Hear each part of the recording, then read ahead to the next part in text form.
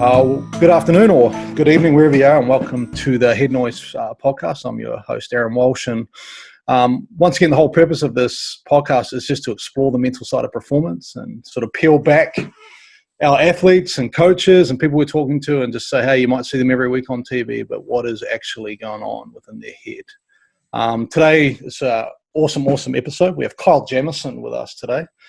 Welcome, Killer. Great to have you here on the podcast, mate. Walshy, thanks for having me, mate. Nice to see you again. Yes, very good. So you've sort of a little bit of background for those listening. Kyle sort of had a long but quick elevation into international cricket, and we'll talk about that today. It seems probably really fast to you, but man, there's so much behind that. And so Kyle made his debut at a Test level against India this year. How's it been for you, mate? Like, it's sort of, I imagine it's been quite a quick climb to be playing international cricket. You've sort of been earmarked for a while as being a player of promise, but yet it just sort of went wham, and here you are, international cricketer. Yeah, look, you did right. It's kind of a quick climb. And the funny thing was when you say I'm 25 years old and everyone goes, well, you're not young yet. But I think for the way things kind of unfolded with shifting to Auckland and that sort of thing, the time frame in my mind was probably 18 months, 24 months. And then within 6 months, I was making my debut. And so it happens certainly a lot quicker than what I'd sort of thought of. And but yeah, certainly pretty proud and pretty stoked to have done that. When did you first start playing cricket? When did you sort of decide, like, this might be a sport I'm sort of interested in? And I think, the people that know you would probably say it might have been a battle between cricket and basketball mainly. So how tall are you, mate, for those people who haven't seen you live? How tall are you? 6'8". So you're a big lad. Reasonably tall in New Zealand circles anyway. Not quite, probably it's about normal in terms of basketball heights, but cricket kind of, must have been 3, 4, 5, that sort of age. My old man played club cricket at Papatoe. I used to remember going along and watching him play and just swinging a bat around. And I was I started playing basketball about intermediate age. So your old man was the cricketer, right? Is that playing out of Papatoe? Is that the infamous Jamison who's become Sky Sports go-to man before Test matches? Yeah, he certainly got some airtime around that first test, and he probably had more stuff than I did. But no, it was cool for him to be able to experience it and share that with you. Yeah, exactly. So no, it was awesome. I actually played a bit of league when I was growing up for a couple of years. So that was kind of my winter sport for a little bit. That was I played a bit of football, but I loved league. My parents. Families like kind of come from league, and they used to watch all the time. So that was my kind of first winter were you love. A little second rower, offloading, or where did you sort of put you? Well, funny story is the first year I played fullback and a little bit of 5'8", and absolutely loved it. And second year they just thought, well, you're too tall, so I'm going to put you in the second row. And being a very skinny, scrawny kid at that age, I got run over a lot. And playing in South Auckland. Yeah, playing in South Auckland. So there's a few kids that were a fair bit bigger than me, and that kind of put me off it a little bit. So I tell you what, mate, when I was in the NRL, one of the things that surprised me how tall Tommy T is tall. Yeah. So he could have been a tall fullback, mate. He's way taller than I thought. I think he's about 6'6". He's a big lad. I reckon if I'd stayed in the back, so I would have gone all through high school and stuff playing, but just that move to the forward pack at that age with my sort of body shape just put me off and put me on that basketball path. So, yeah. Yeah, so basketball sort of league, and, I think all the guys we sort of talked to on this podcast, it becomes pretty apparent. I think it's one of the real cool parts of growing up in New Zealand is we get to play a lot of different sports, eh? Oh, yeah, that's awesome, man. I used to, for the most part, was trying to play lots of sports to get out of class and not to spend too much time on the books. But I loved just playing whatever I could and for as long as I could. So I didn't really have to think about specialising until sort of post high school, really. And that's an interesting thing because, there's lots of talk in the high performance world around generalization versus specialization. But I think a lot of the evidence coming out, more sports you can play when you're younger, that, I imagine there's skills you develop, your basketball, your league, that just, you don't know exactly, you can't probably pinpoint where they show up. But I imagine they cross over massively into cricket at some point, don't they? Oh, massive. I think playing as many sports as you can is so important. Like, how hard is it to ask a kid at 12, 13, 14 you've got to pick one sport to play and just park all the rest. And, the main reason you play sports is to have fun with your mates and stuff. So the more time you can do that across different codes is huge. I think it's massive to be able to play as many sports as you can for as long as you can. So when did you start to figure out, into your high school years, and where did you end up going to school? I went to Auckland Grammar. So I actually started off at Rosal College, actually, did about 6 or 7 weeks there. And then a spot at the Auckland Grammar boarding house opened up. So shifted into Tibbs House and spent, the best part of 5 years at Grammar. So were you a little bit before some of the Grammar boys that were playing first class cricket now, or did you actually share some time with some of those boys?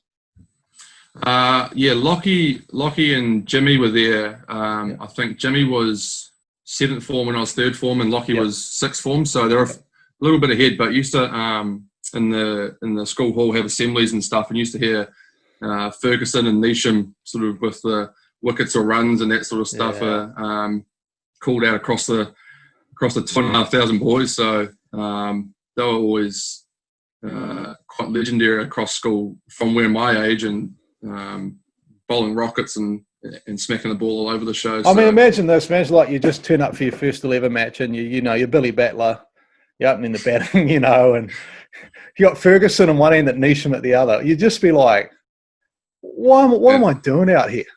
Oh, I mean, thank goodness I never have to play against them. I wasn't in that same age group, because I used to open the batting and bat sort of 3 through high school. So if I'd had to come across those two, I think I would have been kicking my stumps over and walking back.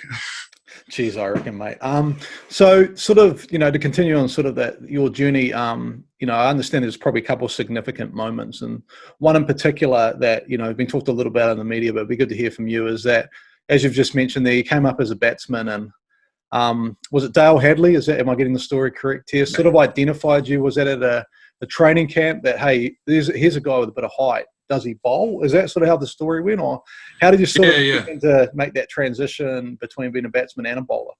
Well, I used to bat and bowl when I was at high school, but I kind of my focus was always on batting. If I went to the nets, I'd be hitting balls. I never really focused on too much around the action, or the little small details around bowling. And that was always the thing that I wanted to crack cricket in, was being a batter and scoring hundreds. And we had like an under-19 nationals down in Lincoln, and they go for about 10 days. I had the first day of the tournament was a really green seamer, so it was perfect to bowl, and I just managed to get a few wickets, which was the only day the whole tournament I took, basically, and the rest of the tournament going at 6s, 7s or whatever. But they were picking a New Zealand under-19 sort of training camp out of that tournament, and someone must have seen, well, there's a big tall guy who sort of can roll the arm over to some degree, and managed to make that squad. And one of the first things that Dale said was just basically, how about you try running in a little bit faster, because I used to virtually walk to the crease. Just bowl mids and swing the ball away, and that, like, for whatever reason, like, there was that, I guess, small technical cue, but after that I was just like, oh, this is like, I'm actually bowling quicker, I can do stuff, I've got height and bounce, and got a bit of mongrel, and I just kind of just almost transitioned instantly and just fell in love with bowling. And that was, I think, the start of 2013, and just kind of carried on that journey, trying to, I guess, catch up in a way of learning all the details about bowling. So it's been pretty cool to kind of transition, and then I guess start learning all those details. So since you've only really been like focused on bowling, 7 years now, which is, not that long, to be really honest, have you felt like you were always behind, or have you felt like that's been an advantage to you? I didn't really feel like I was behind, really. Like, I think I was quite lucky with the fact that I had Dale alongside me for, especially that first year, but for, 5-6 years when I was down in Christchurch, and then even now I still talk to him. So I've had experience to be able to try and catch up in a way, and The beauty of it I find is that I still feel like I'm a long way off getting anywhere close to trying to nail bowling, which is cool to be able to play, professional cricket and still feel like you've got, so many different levels to be able to go to. So that's the exciting thing for me, and that's what I love about, training, just learning, I guess, the art of bowling. Yeah, well, it seems like that whole sense of what, like you just said, that the art of bowling is something that you've begun to really embrace, right? Like knowing that, whether it's a nuance in your wrist action, whether it's, where you've let the ball go from on the crease, it must be quite exciting for you to go, hey, as you said before, I've made it to international cricket and I've sort of done it knowing what I'm doing to a certain extent, but I haven't even sort of tapped, the surface of what I believe I'm capable of. Yeah, exactly. Like you said, it's just those little small details of wrist position and angles in the crease. And I'm quite a technical guy, so I like understanding all the technical components of it. So, how your run up can contribute, and your takeoff can contribute to different things, and what that output gives you. And I love diving into that and learning more and talking to different guys around their experiences and what they see, and trying to master the art of bowling, really. Well, we will get into the deeper side of the mental skills, but this way, I think let's get among the weeds in that a little bit, because I think you bring up a real valid point for anyone who's trying to get better at what they do. You've just mentioned, hey, you like information, you like to understand what's going on. When does the information get too much for you, and then how do you take that information and then, in some sense, for use of a better word, forget it and just play? Like, how do you tend to, from the mental side? Because, we hear this a lot in cricket, and a lot in sport, to be general, paralysis by analysis and overthinking and too technical focus. So how have you sort of grown your need to have good information to be at your best, and then separating that information when it comes time to perform? Man, it's an interesting topic, because I think everyone's different. I know guys that they don't want the information; they just want to go out there and play and stuff. And me, I'm probably on the other end of the spectrum. I love having information, but it's trying to find that balance. And I know it sort of chops and changes. So, like around scouting sort of stuff, say setting up game plans and batters and stuff, I don't like a whole lot of information. I like kind of focusing on myself a little bit more. Whereas when it comes to like actions and just like my own skill sets, I love having all the information, and it's just about trying to cipher through it and just go, right, what's actually, what's relevant, how can it affect me? Actually, no, that's not relevant to me. And so it's a bit of a skill, I think, to try and take what you need and sort of dispose of what you don't need, because I think, like you said, guys, you try and take everything, and then all of a sudden you're just like, I don't know what I'm doing. So, I mean, how I learned that, I don't really know, to be fair. It's just kind of, I guess, my personality. And I've got to understand that a little bit more over the last few years around how I like to go about things and what information I need, so I can try and structure questions and structure conversations to try and get the information I need. So when you do get into that performance space, do you still have technical triggers, or are you sort of on sort of freewheeling and just allowing your trained ability, your talent, what you've worked on to take over, or is it sort of a combo of two? I still have technical triggers, I think. Yeah. Which is an interesting one, because I think for a lot of the time everyone was like, no, you got to focus on game plans. You got to just worry about the game and stuff, which I do, of course, and that's important. But again, I've probably understood myself a little bit more over the last couple of years and going, well, that's actually okay to have these couple of things that allow me to actually do what I'm trying to do in terms of a game plan. So yeah, it chops and changes a lot depending on what I've been working on, where I've kind of think I'm kind of slacking a little bit. But yeah, I sort of like that technical kind of cues to just enable me. I mean, my whole thought process is if I can nail that component of the stuff that I can control. So from the start of my run up through to releasing the ball, if I nail all that and I can control that, then the outcome kind of takes care of itself. And that's kind of the way I think my mind works in terms of nailing the process, the outcome, kind of handles itself. Yeah, because I listened to one of the best podcasts I've heard for a long while. I don't know if you heard it. Shane Warne and Shane Watson. So, is that the one that Watto's running? Yeah, so he sort of interviewed Warnie, and it's probably as much as I've ever heard Warnie talk about the mental side of the game. And so he was sort of like what you're alluding to. He sort of had a couple of triggers, which he'd come over the wicket, And he said that required his action to be a hell of a lot stronger. So he might only do it for a ball or two, then he'd come back, go around. So he would change that up.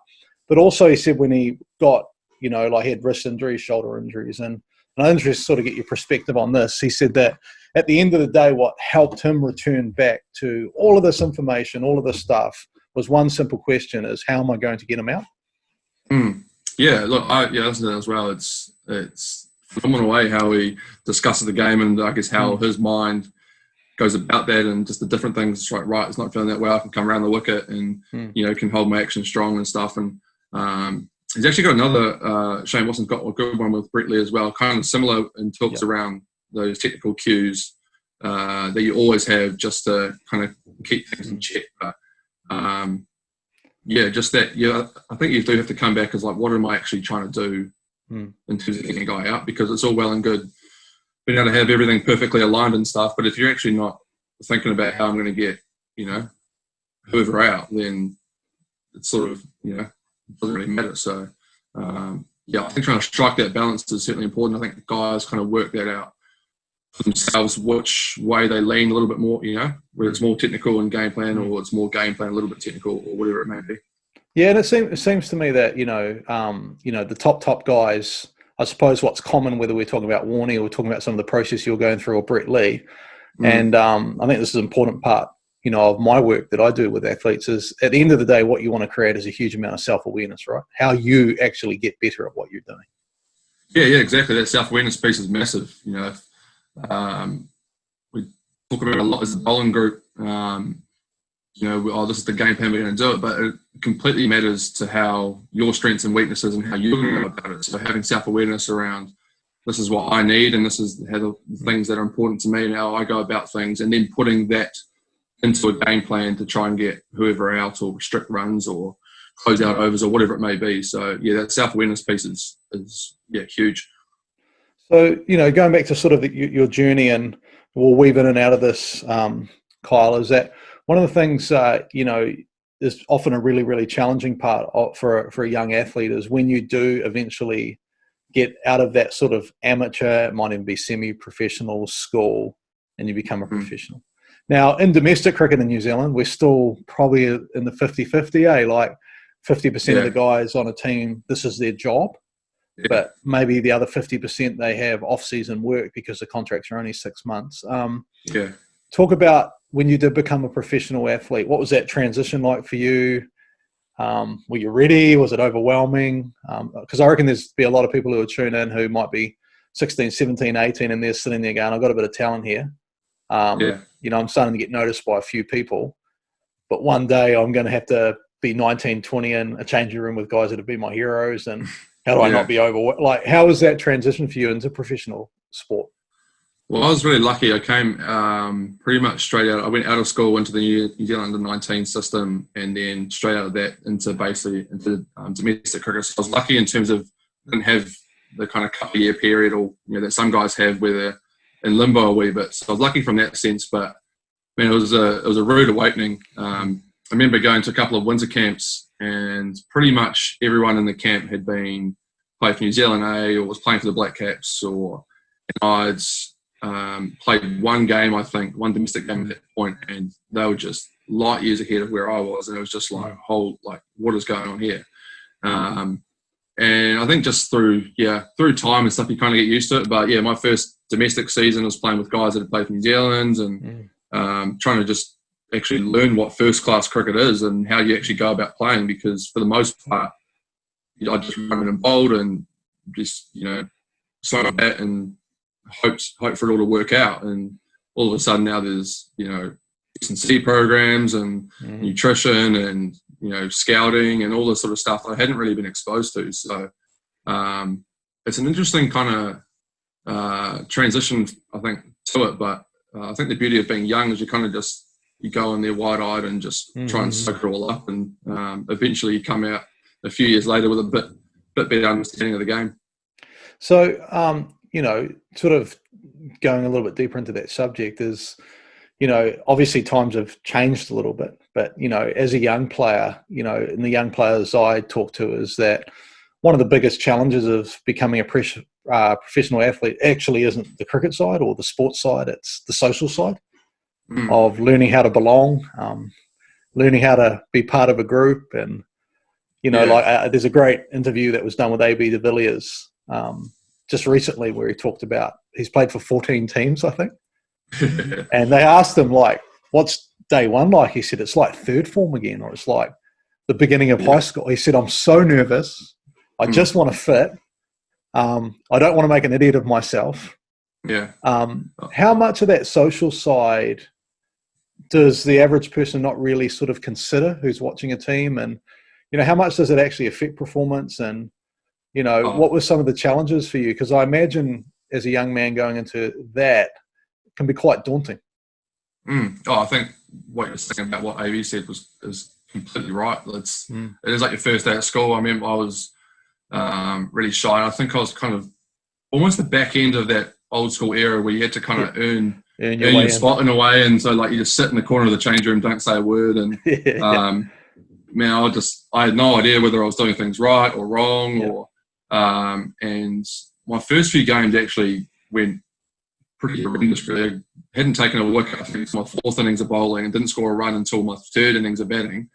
So I was already thinking, oh geez, I'm never gonna make this. It's never, no one's gonna accept me. No one thinks I'm good. I think kind of once. Was that white ball or red ball your date? Was that red ball cricket or white ball cricket? Red ball cricket. Well, that's 4 games. A lot of red ball cricket to not be taking a wicket. Oh yeah, it was the back. It was the fourth innings of the second game I played. Okay. So it's still a few overs, then, right? You'd be close to 100 overs, mate.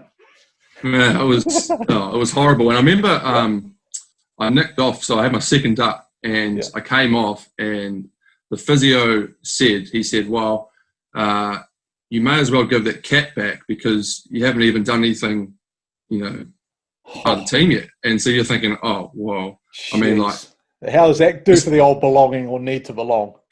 Oh, yeah, it didn't help, and it's sort of as down as I was at that point in time. Now all of a sudden, I know people are talking about it, and it's tough. I don't think I had the skills to cope with it at that point in time, and I don't know how many games through, but eventually I kind of played a few more games and managed to, I think, when I picked up my first 5-wicket bag, which wasn't straight away. It was a wee way down the track. I actually felt like, oh, okay, now I've contributed to the team. Now I've kind of earned my cap in a way.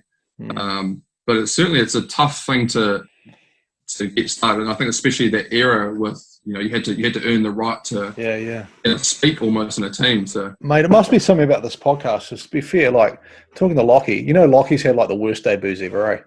Oh yeah, I've heard that. And then you've had a couple of shockers here, so we will get to a good debut. We'll eventually get to that, but if we can just pause there. So there's a couple of things that you sort of said that I think are really interesting. Like one was the mental skills, but second is the support. Like, how did you did you have people that eventually sort of come up and put an arm around you and say, mate, it's going to be okay. There's a lot of sunrises and sunsets to happen. You're not defined. Your career's not defined in a month. Like, how did you begin to navigate through one, that belonging, but two, also not belonging just socially, but belonging from a skill aspect? Do you understand what I mean? Like, I'm actually good enough to be here. Like, how did that? I know you're going to need results and evidence and that, but what enabled you to, I suppose, persevere, stay relatively okay, or the answer might be you weren't okay? Like, give me sort of an insight into those first few months.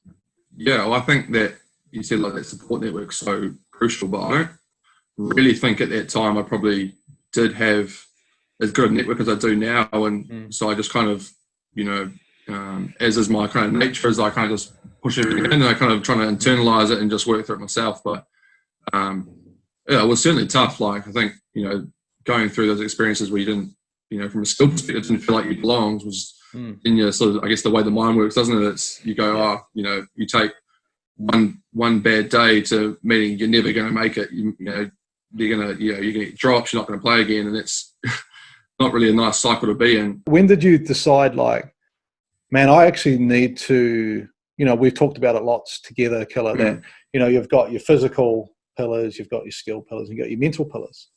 So imagine like, I've done lots of experiments with teams where I go, give us your rating out of 5 for your commitment to getting good physically, rating out of 5 for your commitment to get technically and mental. And it's always comes like 4, 4, 1. Yeah. I imagine you might have even been a 0 back then, but when did it start to sort of dawn on you? Like, if I want to, 1, love this game, which I still think is the most important thing. Yeah. And 2, get good at it. Because I don't think you can get good at anything you don't love, eh? Oh, yeah, 100%. Man, when I first started, mental skills wasn't even a thing. I didn't even contemplate it as being part of, I guess, the different aspects that make up being a cricketer. And, I mean, like I said, I was lucky that I was in kind of winter training groups and stuff. So you kind of slowly get exposed to mental skills and coaches and stuff, and you kind of start to build relationships with guys. But that's, 2 years in to my career. So the first 2 years, you're basically just winging it. You're riding the wave, and you have some success, and it's the best thing ever. And you have a bad day, and it's like your life's ended. So it's so important. I think probably got a couple of years in that I started kind of working on that stuff, and I think only in the last probably 12, 18 months maybe is it I actually understand it a lot more and actually can implement it and consciously do that, into my game, whether it be at training or on the pitch. So it's definitely something that takes a while. Just like you go through high school and you just never consider it, but you've spent, I don't know, 10 years working on batting skills, bowling skills, and you might start getting into some physical aspects and that sort of thing. But then all of a sudden, it's like you're adding this completely new skill that you're starting from scratch. So you reckon if you were giving advice, or you were in a coaching or a high performance role now, would you be encouraging young athletes and those that are got school programs to actually take this side of the performance seriously from that age, to give them the skills when they're 15, 16, so they can be quite used to them by the time they advance through their career?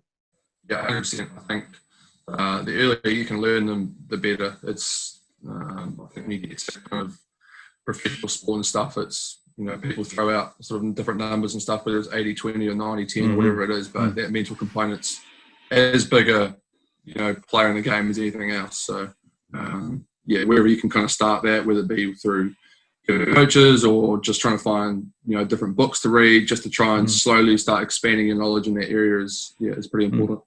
I think one of the things that we've had a real focus on, particularly within Auckland cricket the last couple of years, is treating it like a skill.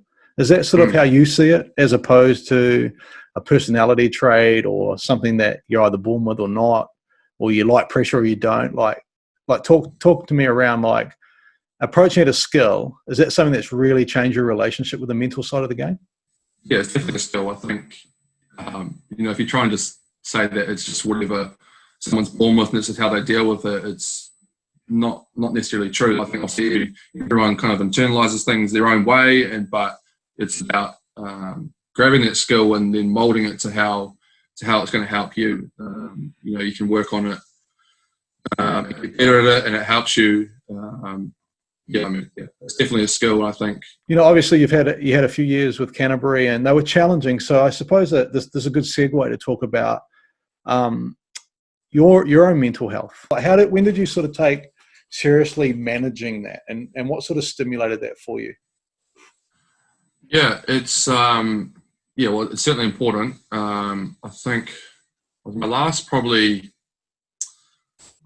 18 months to maybe a year left at Canterbury was probably when I first started noticing how my cricket space was impacting my life outside of cricket. The one thing I'd kind of always been good at is that I could, as soon as I crossed that white line, I could kind of park, and my performances didn't necessarily show where I was at off the field, and so that probably delayed me sort of acknowledging it and noticing it, because it wasn't actually impacting that side of my life, but certainly off the field, the frustrations. So it wasn't so much going that way, it was almost coming that way. So when you got off the field and back into life, that was where you noticed things went, rather than, because, I spoke to Kieran Foran last week, and he had this amazing ability, sort of referring to what you're saying, like his life was chaotic. But he just got on the field and it was like a relief, and he could just play. But he couldn't do the other thing, which is what I think what you're talking about here is going out of the white line, back into real life, Yeah. And that's when it sort of began to emerge that everything was not okay. Yeah. I think cricket for me was an escape in a way. I could get on the field and I just could literally park everything else and just go and play. But I think the one thing that, as I look back, was sometimes my behaviour or the mental space I put myself in to play the game wasn't necessarily right. It was quite a negative frame of mind. It was anger, that sort of stuff, and it was just like, right, I'm just going to, take it out. And I look at like how I approach cricket now, and it's vastly different to how I was back then. But then I'd come off the field, and so I'd have frustrations around the environment and that sort of thing. And then because I couldn't necessarily get them out in the environment or didn't know how to deal with them in the right way, I'd go home and I'd just be quiet or a little bit grumpy or whatever it may be. And I think, again, like at the time, you don't notice it as much, but I look back now and I just think what a different space I'm in now compared to what I was then. Did anyone pick up that you were struggling? Like, did you begin to open up? How did the conversation, like, we know here in New Zealand, and particularly New Zealand, Australia, this part of the work, that we're not very good at talking sometimes, and that there's still a bit of a stigma. I mean, it's got massively better. Yeah. Did you talk, or did someone sort of say, "You're right, mate," or how did it sort of, you begin to go, I want to actually look after my headspace better than I currently am? It was actually an interesting process. So I was doing a lot of work with Pete Sanford at the time, and for pretty much the whole season, our talks around the mental skills component was managing the environment. How am I going to manage the environment? There was actually no talk around how am I going to approach this game or mental skills to work on. And eventually, I kind of got halfway through the season, and I said to my partner as well. I said to Pete, I said, I'm not happy. I'm not enjoying cricket. And it was actually, you remember, I think a day at Eden Park, or I took a few poles in a T20 game, but I was completely flat that day. And I had this high of, or I guess supposed high of taking all these wickets, but I was just like, I just couldn't care less. It was, I was so flat with the environment that I was in and the mental space I was putting myself in due to a number of factors, and it was just like, I just can't, I'm not enjoying cricket. I'm not going down the path I want to go down in terms of my career, and that kind of kick-started the process of actually, okay, well, I still want to play cricket, but I need to put some things in place. You want to change the way you play the game, right? Because it wasn't authentic to you.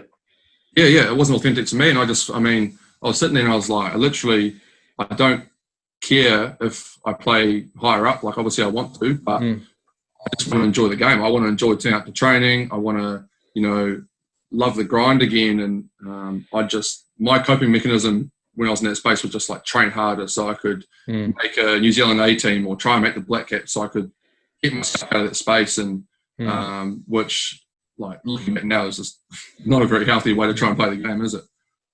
Yeah. So what have you learned about yourself during that period of time? Because, we've touched on a bit of work around identity, and then, separating the performer and the person, and then also the discovery that winning isn't enough. Like, I think it's a huge discovery. Like, there's got to be more to you being mentally well and feeling good about yourself, and winning can't provide that. Yeah.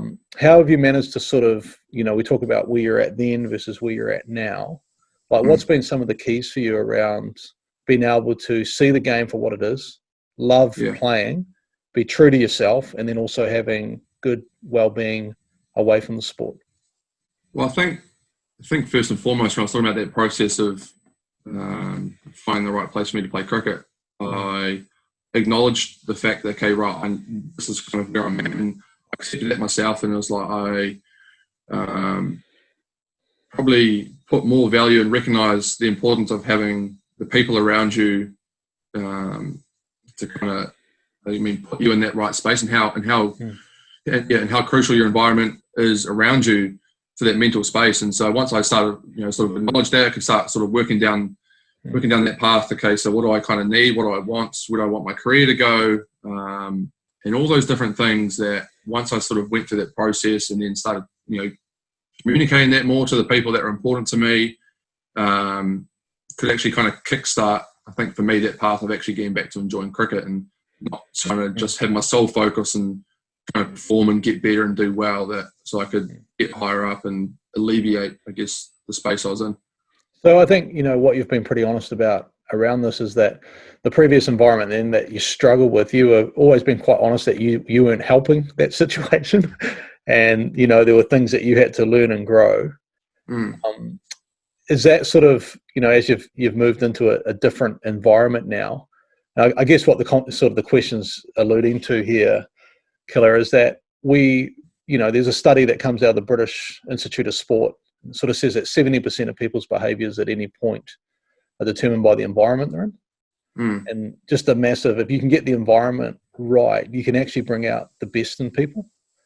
What's that sort of, obviously, the environment that you find yourself in, whether it's in Auckland, Black Caps, or where have you been, it's been quite a big factor, in how you've felt towards your sport?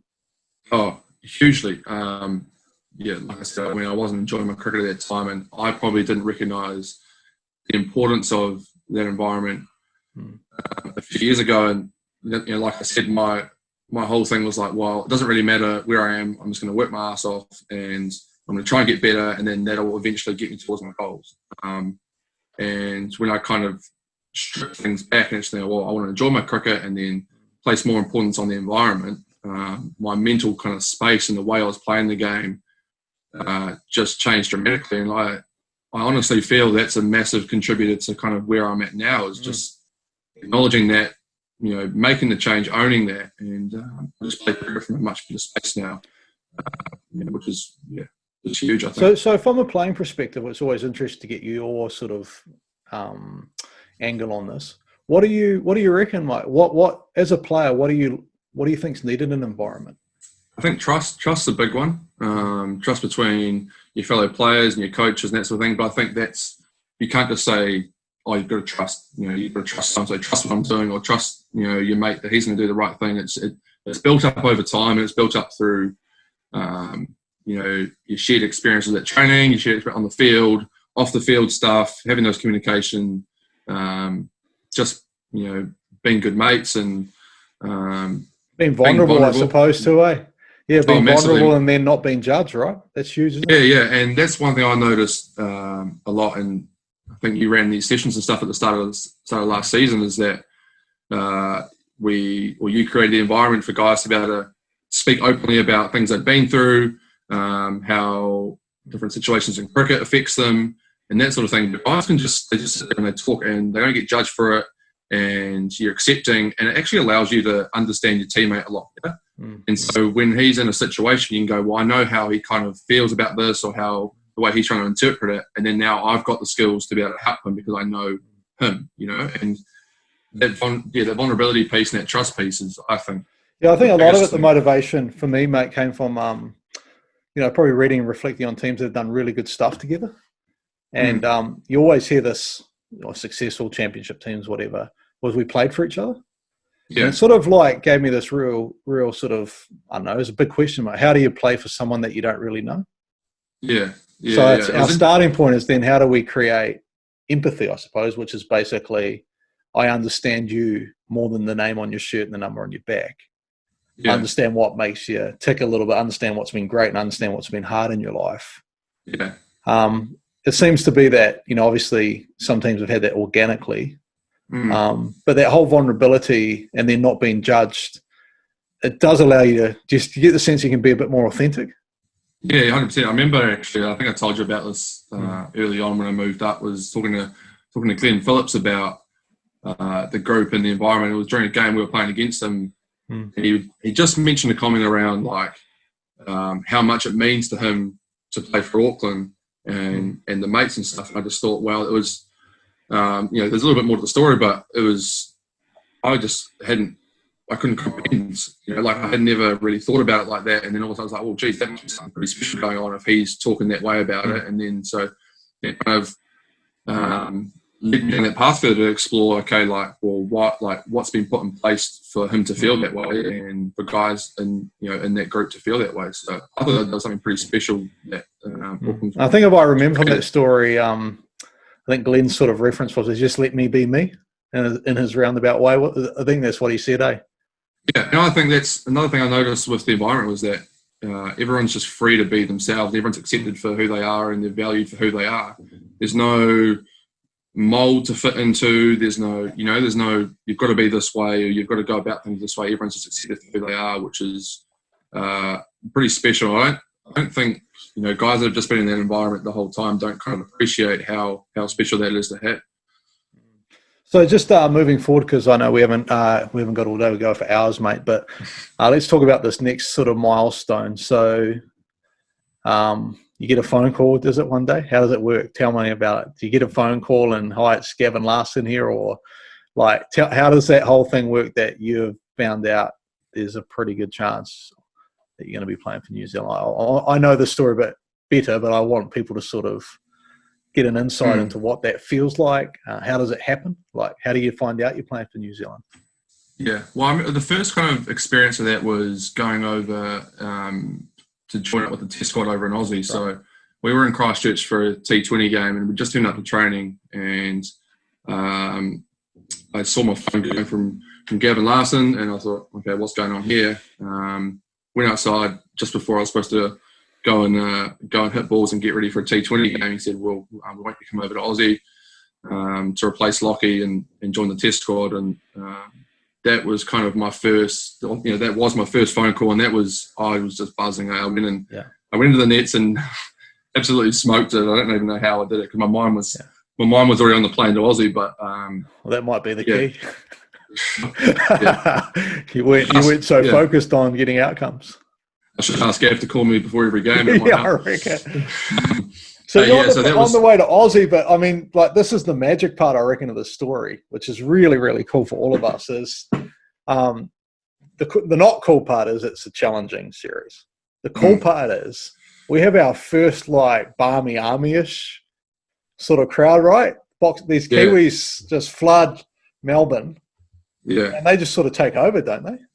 Oh man, that was, if I think anyone's trying to come into their first kind of bit of exposure to the group and the environment, that was possibly one of, that'll be pretty hard to top. A Boxing Day test at the MCG, and the first day crowd close to 90,000 people, and then even as the crowd numbers went down and the amount of Kiwis in the crowd just chanting and yelling, it was something that I'll never forget. I don't think, for the rest of my life, just how special that was. And even Sydney was it's a different world to anything I'd ever experienced before. And I came out of that 3 weeks over there just absolutely buzzing and just like almost reinvigorated my love for the game, just having had those experiences. So those experiences before you actually come and make your debut for, against India, do they sort of they light a fire, or is there also part of you in the back of your mind going, these guys are good? Is that a bit of a combo going on, or is it just more the fire? Like, I want to get out there and test myself, or, man, I know Bolty, I know these guys, and these guys are world class, and these Aussie guys are pretty special. Combination of both, I reckon. So, watching that test in Melbourne, I was just like, geez, I'm just off the mark, and I looked and watched like the way the Aussie guys ran in and they attacked, and then, just being around our group and the discussions they had, I just thought, geez, like, I've still got a lot to work on. But the beauty of it was I didn't really expect to play. I just thought, I'm just going to be there. I've got 3 weeks to try and soak it up and learn. Yeah, I'm just there as cover, and actually started to try and work on some things with the coaches around my run-up, and because I saw of the way those guys did things, so I was like, right, I need to shift what I'm doing. But coming back, I was just like, man, that is where I want to be.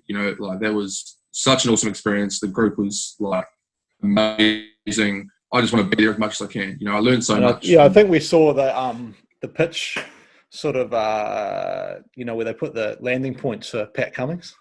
One of those spells, and it was like, oh my, like, this guy literally has put it.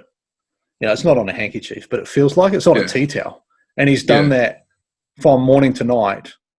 And it's like, does he ever bowl a bad ball? I mean, watching that must be like, wow, okay, this is what's possible. Yeah, exactly. And that's, I mean, you want to be competing with the best guys in the world, not just happy to be there. And just, I mean, I was blessed that series to, you had those Aussie guys, but then you also had Tim, Trent, Wags, and just, I got to watch, over a handful of the world's best bowlers for 2 or 3 weeks and just go like, that is the standard, that's where I need to be. And like, it just refueled the motivation tank in a way. And I just like, I came out with so much learning, but also just so much drive to go, I want to spend as much time as I can in that environment. I mean, I'm just going to sort of brush over quickly the white ball stuff, because even though that's your debut, I want to actually get to the red ball stuff, which is, I think the purists all love that sort of stuff. And you did have a great white ball debut and a good series, and that then it's probably out of that series and on the back of that performance, you get your first test call up. And talk about that. I guess who presented your cap? It was cool. So I came out of that one-day series. Because you took wickets, in the one, and you actually batted really well too, right? Was it that first T20 at Eden Park? It was the first one day. The second one day of 3 at Eden Park. That's right. And we were cruising along, and then sort of lost a few wickets, and managed to sort of hold on at the end and score a few with Ross. And it was an up and down game. It was a great game to be a part of. It was sort of a bit of a roller coaster, and we ended up winning that and then getting the series. And I think off the back of that, got named in the test squad, which was pretty cool. I think kind of at the time I was like, it's kind of in that same model as the Aussie Tour, is that I thought, I'm probably cover. You've got Tim, Trent, Wags, those 3 have done so well for New Zealand for so long, and I'll just kind of be cover. And then and the sort of it went up to, if they go for a spinner, you don't play. If they go for another pace bowler, you're going to play, right? Was that sort of it was kind of along the lines of that. If we're either going to go all seamers and play no spinner, or we'll play a spinner and you'll miss out. And so I was like, how often do you not play a spinner? So I kind of didn't really expect, but Wags had the birth of his of his daughter, so he didn't join the squad for that test. And so the day before, I think it was a Thursday, Steady said, you'll be playing.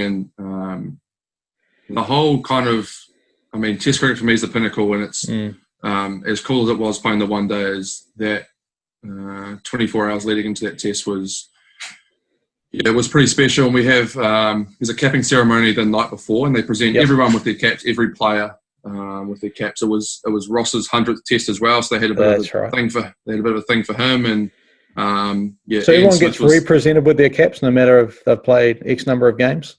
So everyone gets represented with their caps. I think the reason behind that is that it's so special to play a test that you get presented. Love that.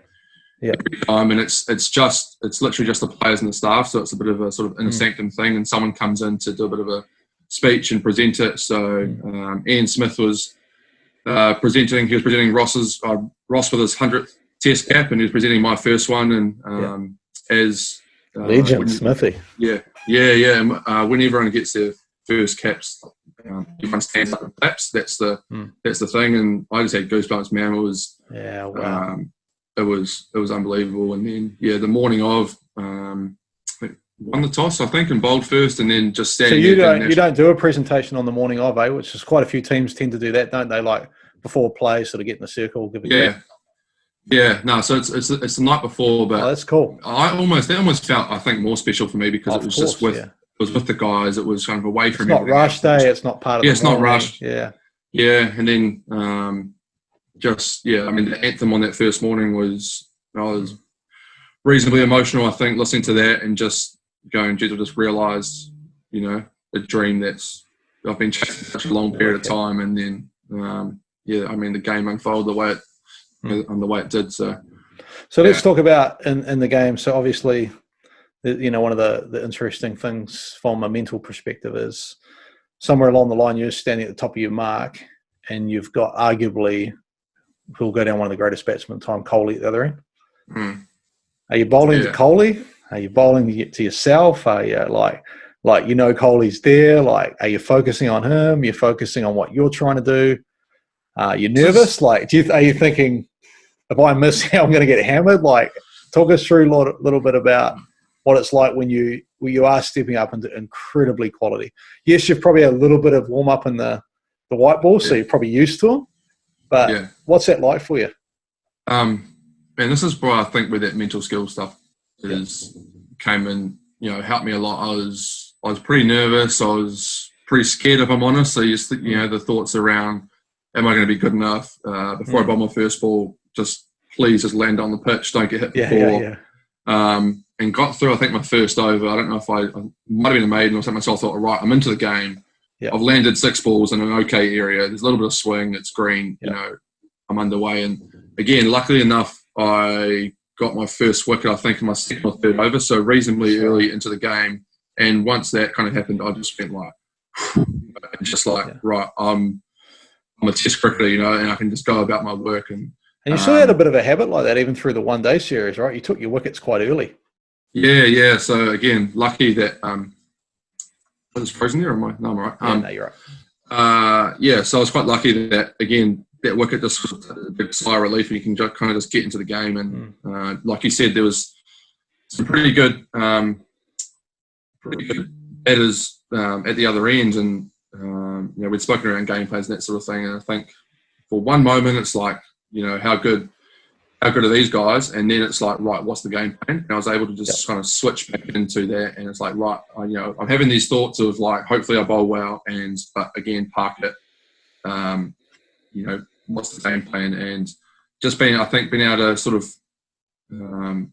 notice the thoughts I was having, and then, but being able to flip back to what's important right now. What does the team need of me?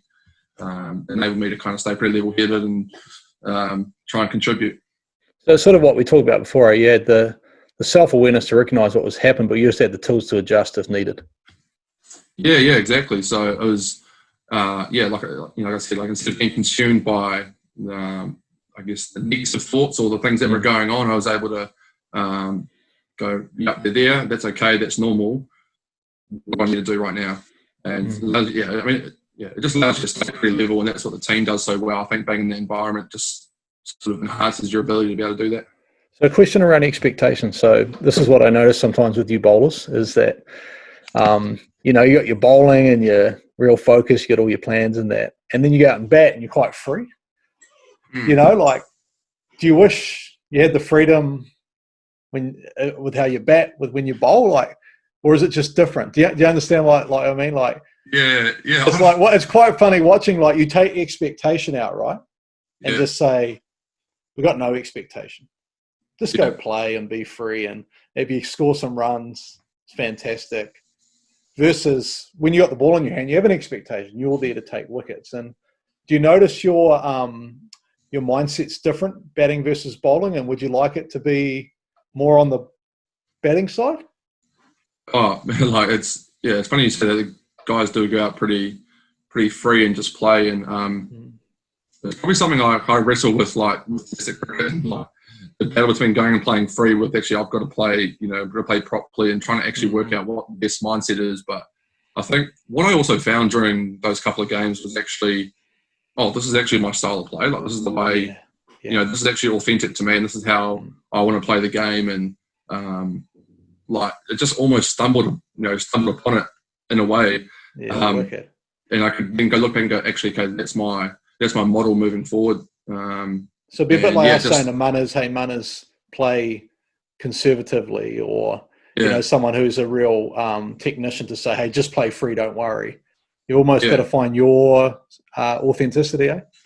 Yeah, exactly. And probably something, we'd spoken a little bit about, like, what's my authentic playing style, and I just managed to stumble across it in that environment, which is pretty funny to look back on. And I think just playing with that freedom, and I think you still have your game plans and that sort of thing, but you just go, right, well, if he goes here, I'm just going to try and hit it, and if he bowls here, I'm just going to try and hit it, and that sort of carefree nature, most of the time ends up working, funnily enough. So as we come to end, mate, I've got some questions, little funny ones at the end, but hey, looking forward, what are you excited about right now, and what are you working on in your mental skills? Like, obviously, you've had to come, like all of us, through lockdown, and I think the world will get a little bit more certain in the next 6 months. I think we'll be back to normal's too strong of a word, but I think we'll have some sense of return to sport.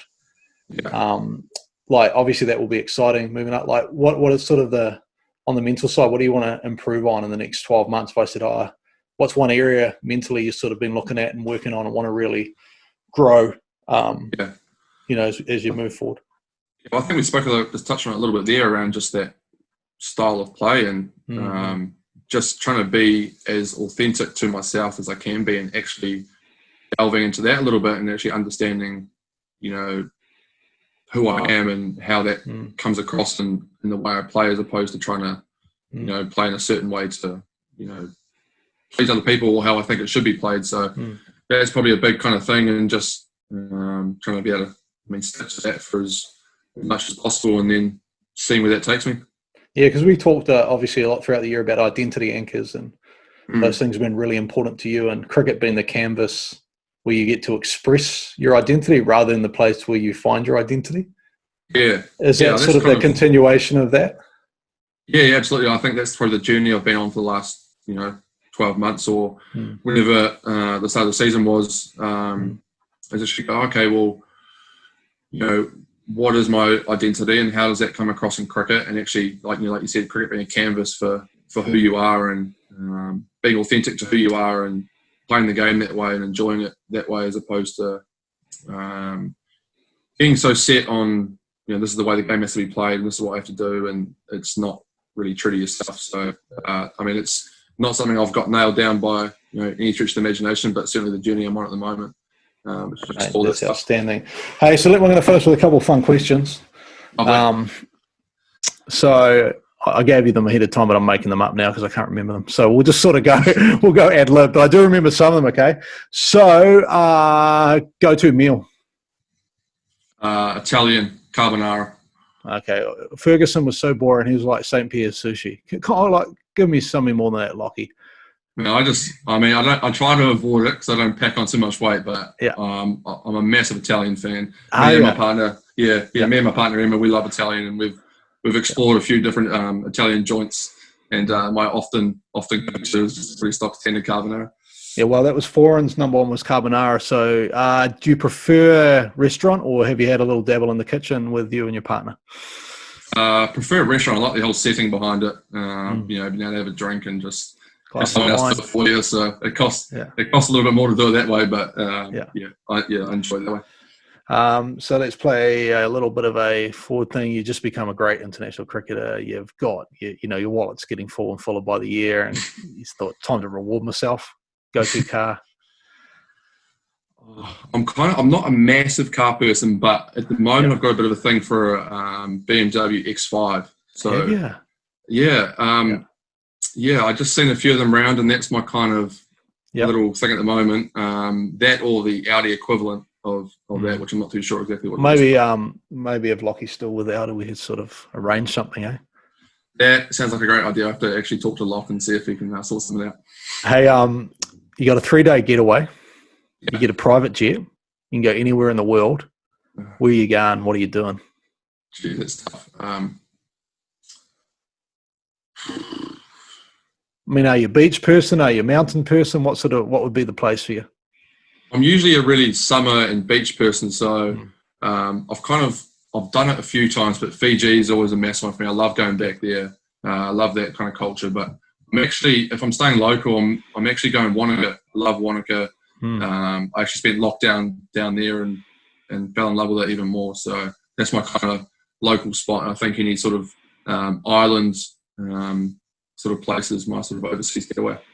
All right, I've got 2 more questions, mate. Second, this one I'm just making up just because I think everyone wants to know this, is that if you're world class or becoming world class in bowling, where are you at with your golf game?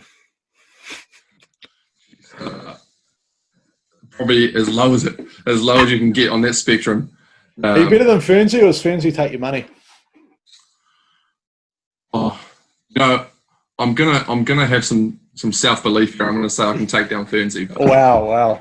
I would love to see what his thing was. He'd definitely back himself. But you would. Yeah, I like to think that if I got the course, the competitive nature would come out, and I'd take him down. Did you have to get clubs fitted for your large frame, or do you just get standard off the rack and play? That's kind of where I'm at the moment. Is I've kind of just got like a stock standard set of clubs, and it's my back's hissing after 18 holes and carrying them around. So I need to sort of delve into some proper clubs for my frame. Mate, that is excellent. So last question, just to end us here. Last significant purchase, mate? I've got a significant purchase in the last couple of weeks, but there's a little bit of a story behind it. So I've actually got a watch. I've got on my wrist at the moment. Make? So that it's a Bremont. So it's English make. I actually, when we were over in Aussie, when I was with the test, like a lot of the guys have actually got quite nice watches, and I was like, oh, look, I'd love to have a nice watch, but I can't really justify spending the money. And Tom Blundell, he said, well, why don't you just sort of treat yourself if you make your test debut, or whenever that may be? And I thought, oh yeah, like that's a good idea. Thinking like it'll be, might have a year, quite a wee way away. And then so I played that first test, and he goes, well, now you can get your watch. And a few of the boys sort of caught on to it, and everyone was kind of talking about getting this first watch. So moved it pretty quick and picked one up. Kane helped me out with it, so that's my last significant purchase. Yeah. Well, mate, hey, it's been awesome having you on, and thanks for opening up and giving us a bit of insight. And I reckon you're only 25, so you got so many good years ahead of you. And look forward to continue with you on that journey, mate. Awesome. Thanks for having me. Yeah, no worries.